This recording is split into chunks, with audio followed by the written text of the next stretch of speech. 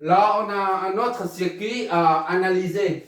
Celui-là contient un transformateur avec une réactance talon. On dit ça, talon, c'est pas, ça se trouve en dessous. Là. Ce circuit, on doit trouver tous les courants et toutes les différences de potentiel aux bornes de chaque élément, ainsi que les courants qui passent par les enroulements du transformateur. Le courant qui circule dans le primaire du transformateur ainsi que celui dans le secondaire du transformateur. Sans oublier la tension aux bornes du premier enroulement et celle du deuxième enroulement. D'accord? Il s'agit d'une analyse complète. Là, on a des paramètres dans le domaine fréquentiel et en même temps dans le domaine temporel. Là, c'est temporel. Là, c'est fréquentiel déjà. Là, on a la variable. Il n'y a pas de t là. Il n'y a pas de variable t. Ça signifie qu'on est la source de tension est donnée dans le domaine fréquentiel déjà. Donc, on va réutiliser ce schéma. On ne va pas redessiner. Hein. Il suffit de convertir les deux paramètres restants, celui-là et celui-là, en paramètres fréquentiels. D'accord? Et on va flécher, on va supposer les courants comme d'habitude. Bon, on va convertir ça. Remarque ici, là, 100 Vs est égal à 100 J. C'est comme si 190 degrés. D'accord? C'est-à-dire aussi 100 cosinus oméga t plus 90 degrés. Ok, d'accord? Ça, on traduit ça en phaseur. Donc ça, la source de tension est bien ça là. D'accord? Oui. Ça, avec oméga t à 1, j'ai oublié ça. Oméga t à 1 radians par seconde. Là. Pour simplifier les calculs, hein, c'est tout. Sinon il faut convertir. Si on met par exemple 100, tout ça, 100 pi ou 20 pi, ça complique un peu les choses. On prend 1 radian par seconde, mais après tu mets la pulsation que tu veux, d'accord? On considère que 1, ici c'est 1, d'accord? On considère 1. Pour arrêter les idées, pour fixer les idées, on considère que oméga t à 1, d'accord? Bon, à partir de oméga t est égal à 1, on en déduit la réactance capacitive et la réactance inductive. On y va, on amène ça au domaine fréquentiel. Xc est égal à moins J sur oméga c, donc c'est moins J sur oméga c'est 1, C c'est 166,67 millifarads, soit farad. Voilà. Qu'est-ce que ça nous donne? Ok. Voilà. Regarde par toi-même.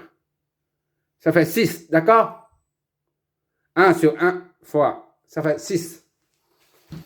Donc, moins 6 J. Ok, d'accord? XC est donc est égal à moins 6 J. Ouais, c'est comme ça. Et maintenant, J, XL est égal à J oméga L. Soit J fois oméga c'est 1, L c'est 8, 8J. D'accord? XL est égal à 8J.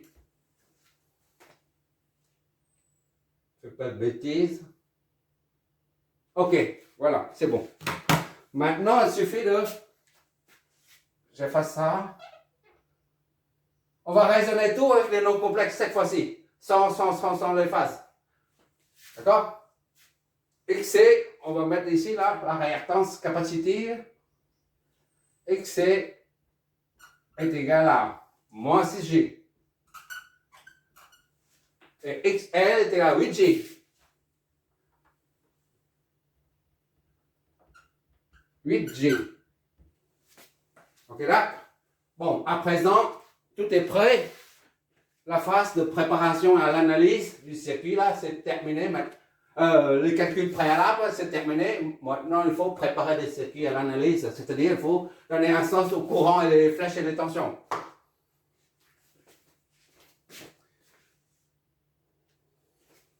On y va, comme d'habitude, on va supposer qu'il y a un courant qui sort de cette source de tension sans J là. Disons I1. Cette source de tension là va débuter un courant I1. Ok, d'accord? On ne met pas chapeau, d'accord? Seulement pendant les calculs, on met les chapeaux. I1 qui circule comme ça. Et I1 va entrer dedans. D'accord? Ça va entrer dedans. I1. Quand ça entre, le courant entre par le point là, le point de marquage devient positif. On suit la convention, la règle. Et quand ici c'est le point de marquage est positif, instantanément, l'autre côté c'est pareil, d'accord? Parce que les champs électromagnétiques sont identiques, tout simplement. Voilà. Ici est plus positif que là. D'accord? Et quand c'est comme ça, là, ça signifie le courant. Quand le pôle est positif, là, comme ici, là, ça signifie le courant entre par là. D'accord? Donc, I2, c'est comme ça. Ce n'est qu'une supposition. D'accord? Hein? I2.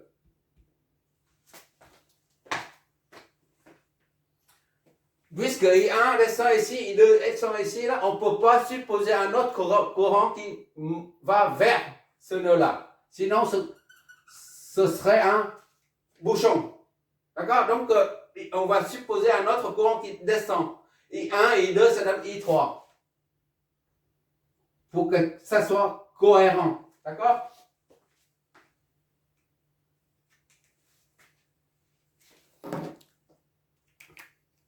Maintenant, il s'agit de flécher le courant, les tensions, parce qu'on a tout là. I2 c'est ici, qui monte de la masse, d'accord? Qui sort de la masse, I2 là. Ok, là? Donc, il suffit de flécher les tensions maintenant. Ça, c'est VS.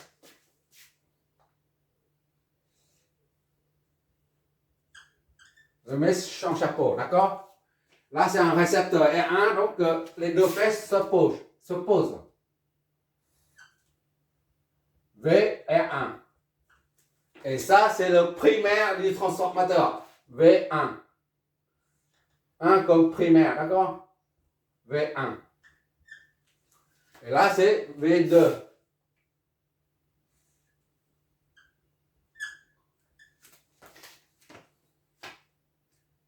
Et là, comme le courant descend, là, c'est un récepteur, donc la flèche de tension s'oriente vers le haut. C'est un récepteur. VC. Ok, d'accord? Et enfin, il reste 1, 2, ok. Le récepteur ici, là, les deux flèches de tension et flèches de courant s'opposent. V et A2. Et enfin, c'est là. Ça, c'est un récepteur. Le courant circule comme ça, là, s'oriente vers là. Ça monte, donc la flèche de tension descend. Disons VL. N comme inductance. D'accord? Qu'est-ce qu'il nous reste? Voilà, c'est fini. À présent, on peut analyser le circuit, là. Oh, j'ai la dalle. J'ai rien mangé depuis, là.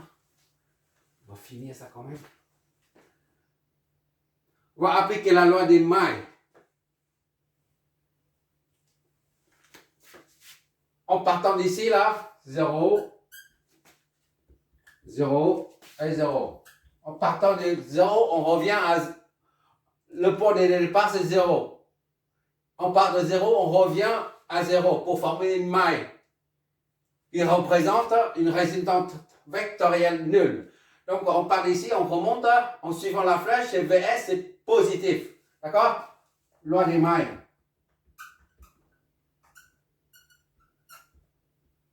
entraîne plus VS. D'accord?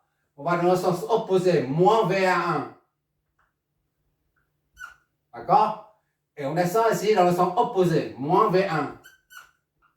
Ok là? Et on descend jusqu'à 0 là. Comme ça, jusqu'à 0. Moins VC. Tout ça forme une résultante vectorielle nulle. Voilà.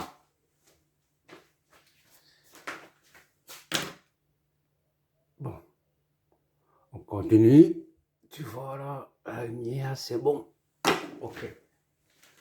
Bon, maintenant, on va passer VS de l'autre côté. Ça fait VR1 plus V1 plus VC est égal à VS.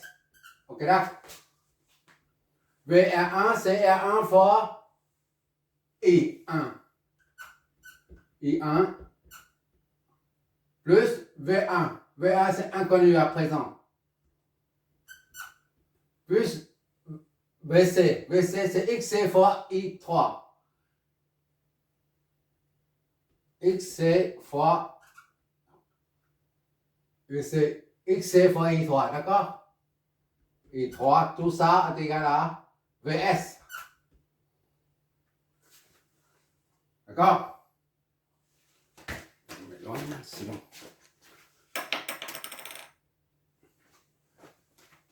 Ça, on réarrange tout ça là. R1 et 1. XC I3 et plus V1 est égal à VS.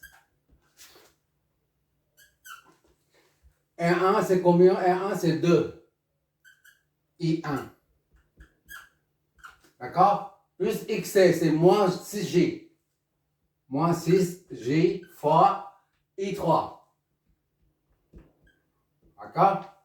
Plus V1. C'est inconnu jusqu'à présent. V1 est égal à VS, c'est 100J. Notre première équation. À 3 inconnus. I1, I3 et V1. Notre, c'est primo.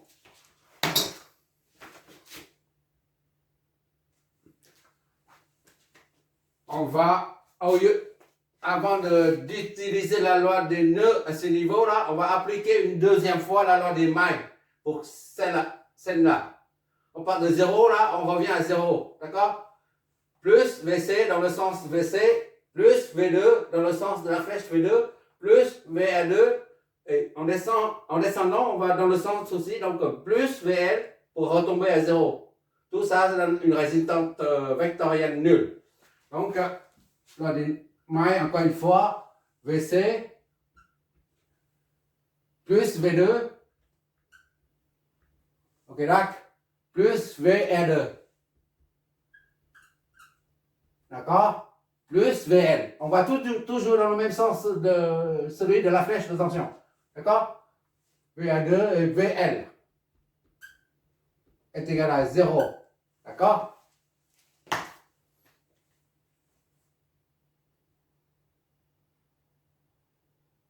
On remplace tout là, VC. VC, c'est 6 XC là, fois I3. D'accord? V2, c'est inconnu jusqu'à présent. V2 plus VA2. VA2, c'est R2 fois I2. I2. Plus VL. VL, c'est XL fois I2.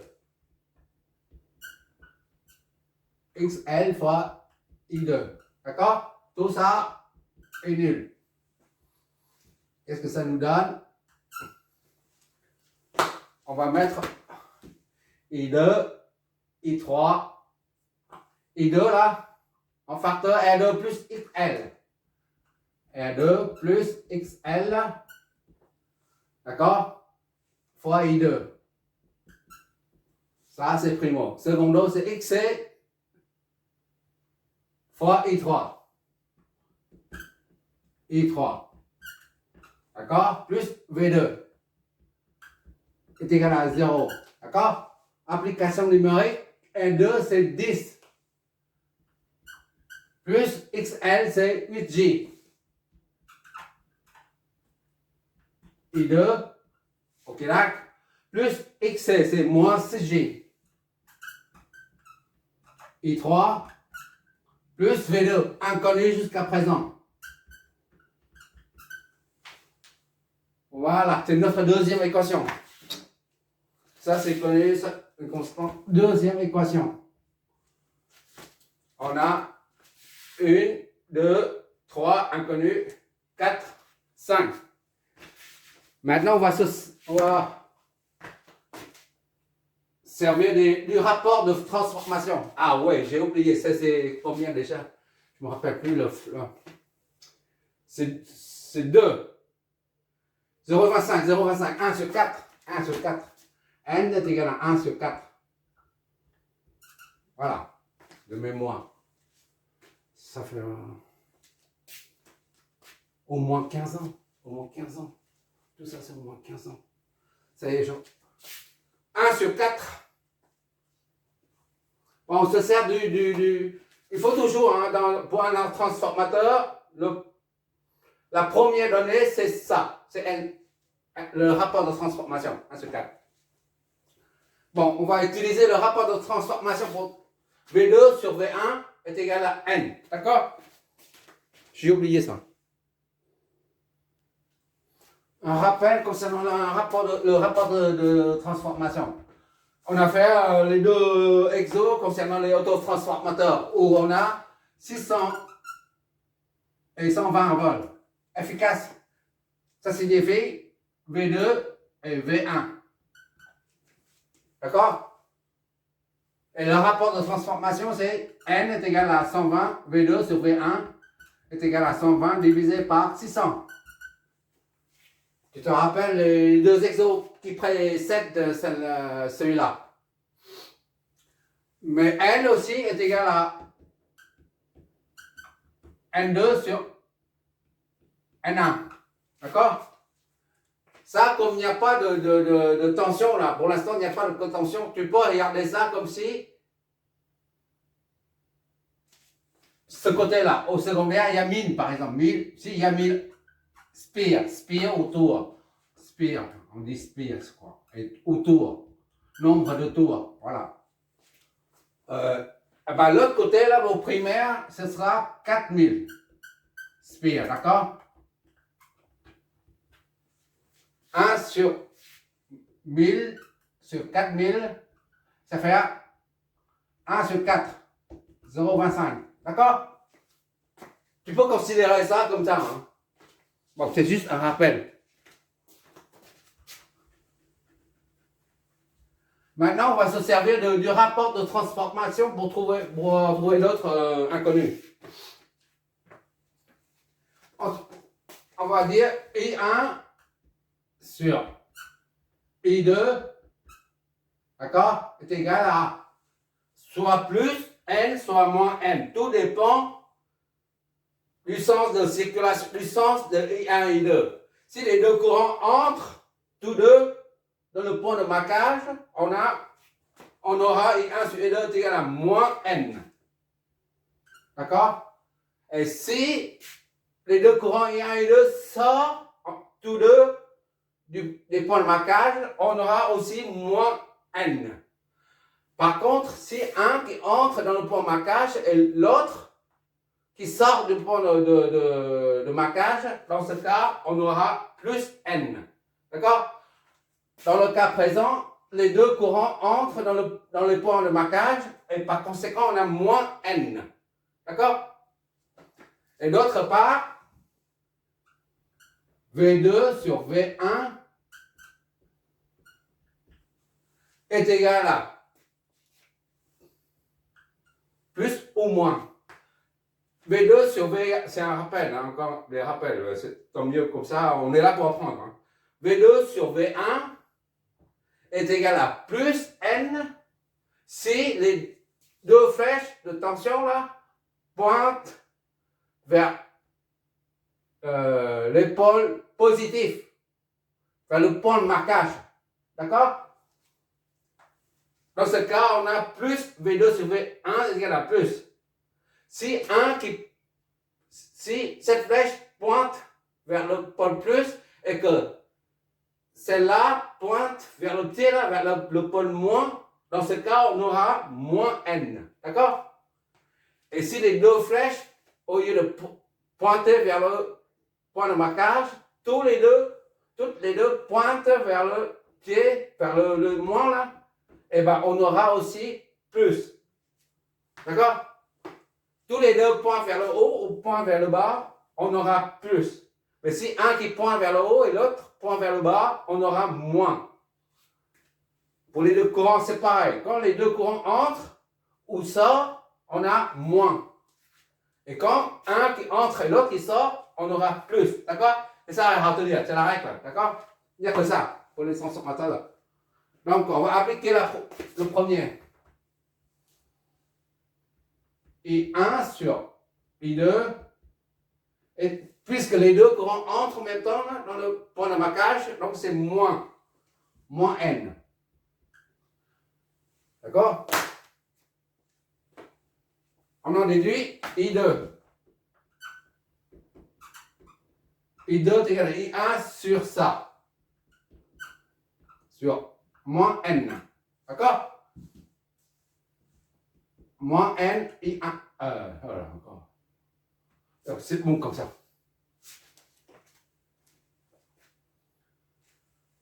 Or, N est égal à 1 sur 4. I1 sur moins N, c'est 1 sur 4. Et par conséquent, I2 est égal à moins 4 I1. J'espère que je ne fais pas de bêtises. Je ne m'éloigne pas, je ne vois pas. Voilà. Ça, c'est notre troisième équation. Ok, là. Maintenant, on se sert du deuxième rapport. V2 sur V1.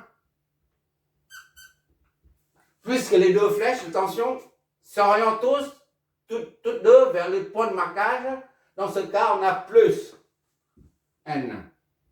D'accord? V2 sur V1, c'est plus. Donc, V2 est égal à N fois V1. Ça, 1 sur 4 fois V1. Donc, V2, j'ai fait plein de bêtises. Ok. V2 est égal à 0,25. 1 sur 4, 0,25, V1. D'accord. C'est notre quatrième équation. On a combien d'inconnus? Il faut autant d'équations que d'inconnus. D'accord? Voilà. J'ai fait une erreur là. J'ai vu tout à l'heure. Le chapeau. Ah ouais, c'est là. Voilà. Petite erreur seulement.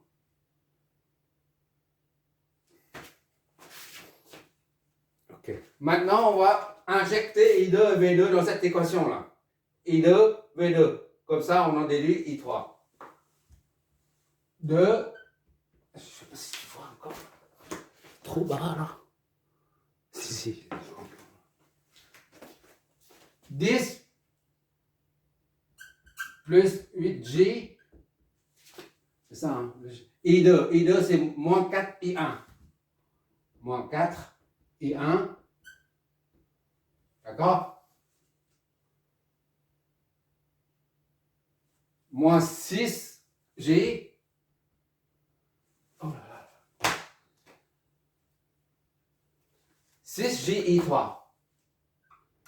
I3. Ok. Plus V2.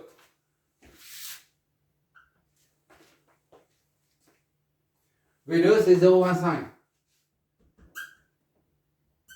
V1. D'accord? Tout ça, c'est nul. Voilà.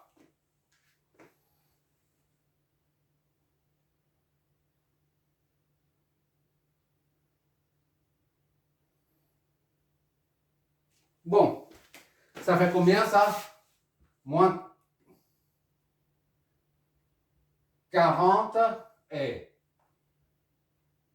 32J. D'accord? Et 1 moins 6J et 3 plus 0,25 V1 est égal à 0.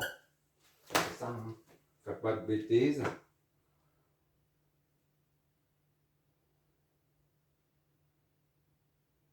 Voilà. Cinquième.